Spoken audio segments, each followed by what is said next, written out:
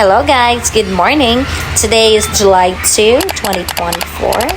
It's Ate Ivana's birthday and we're going to celebrate her birthday diri sa Cagsawa Ruins. So, diri sa Cagsawa.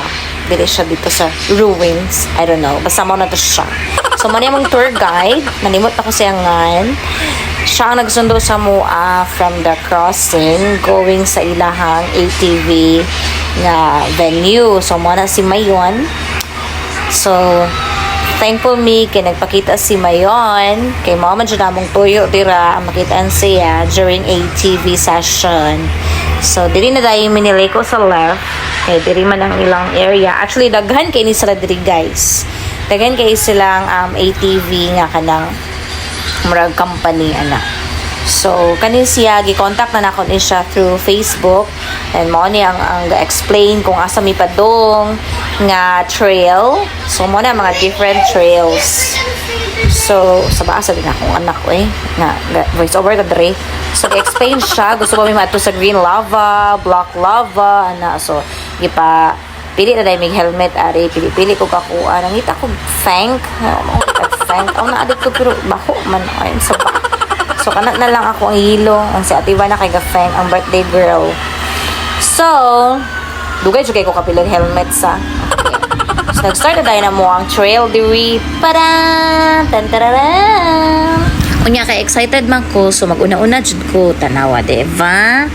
So guys, sa mga mangutana ang ilang trails destination price all in, no other payments na niya siya ha.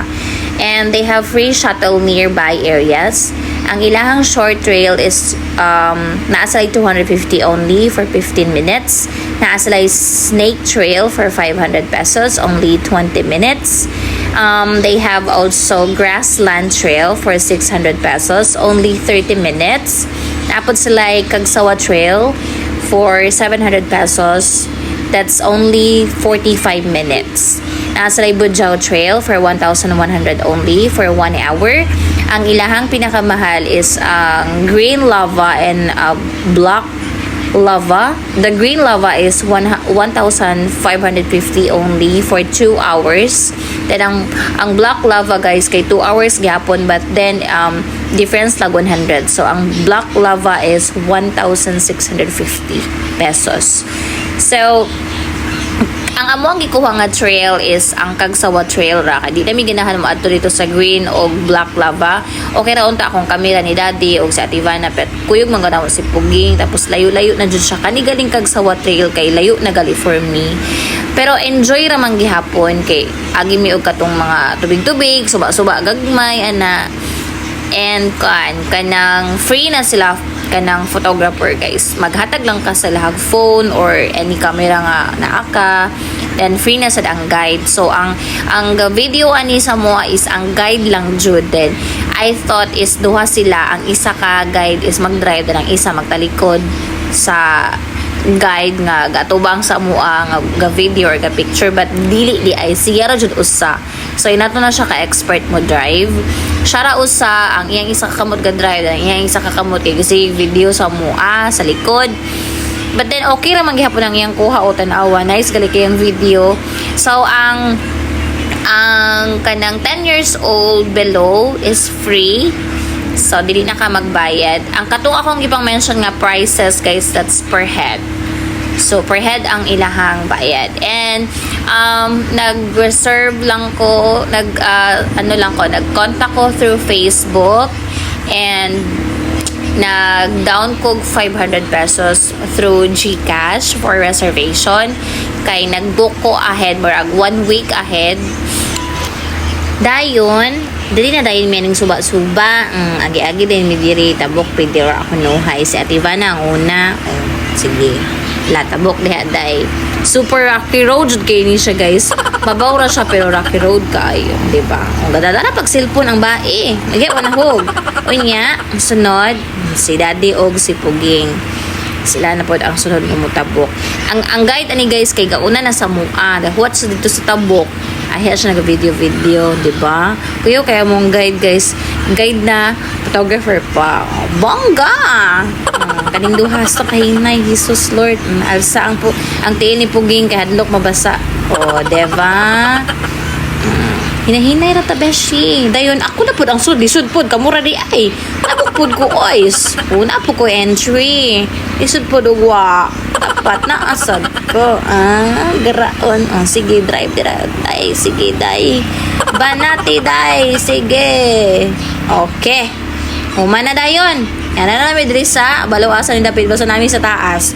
Katuwa mong gagyan kaysa ubos man to katong suba-suba. So tabok na pud mi diri sa taas.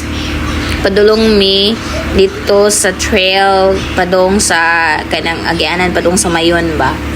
But dito ra jud mi taman then muliko na pud mi ana kay dili man mi padulong dito sa Green Lava kay layo naman to siya. So, mora to ang among experience ani then tabok na pud mi og kanang suba then kana nga time daghan na mig mga kasabay. Okay. Kuan naman na guys mga around 9 or 10 sa ata na sa sa buntag. Sayo kayo mi guys kay ang among schedule 7 AM. Kay ni suggest man ang kanang guide katong gi-contact nako sa Facebook nga magpakita si Mayon around morning jud kanang pag sunrise ana. Kay ang ako man tang plano man ha is around 3 kanang 4 pa sunset ba kay aron dili na bitaw kay siya init.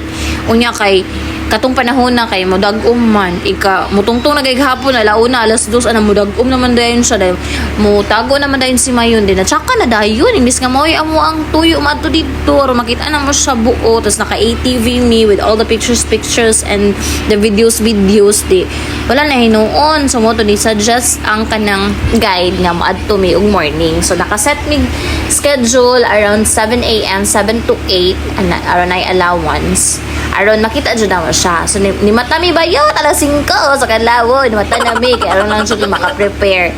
Dayon pagkahuman ni biyahe na dayon mi from Sorsogon to Legazpi, that's 1 hour pa.